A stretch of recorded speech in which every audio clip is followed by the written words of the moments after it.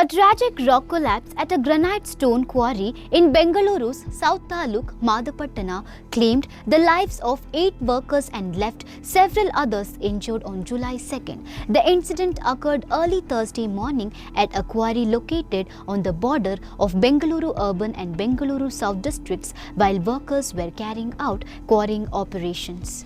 According to the police, a massive granite rock fell from a height of nearly 40 feet, trapping the workers beneath the boulders.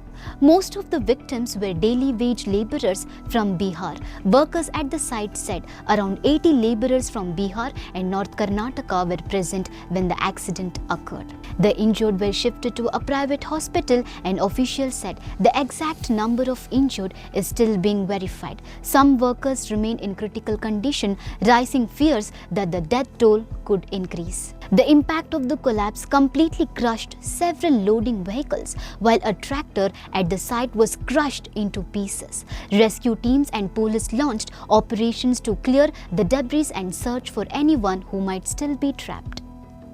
Police have launched an investigation to determine the exact cause of the accident and whether there was any negligence, illegal quarrying, or violation of safety regulations. Expressing grief over the tragedy, Chief Minister D.K. Shivakumar visited the spot and said the incident had brought immense sorrow. He stated that it is the responsibility of quarry owners to ensure the safety and security of workers engaged in quarrying operations and warned that the government would take appropriate action against quarry operators found violating safety regulations. Karnataka Minister for Greater Bengaluru Development, Krishna Byre Gowda, visited the accident site along with officials and later met the injured workers at the hospital. He expressed his heartfelt condolences to the families of the deceased and assured them that the Karnataka Government would provide all necessary assistance and support. For more such updates, stay tuned to Daily Salar Digital.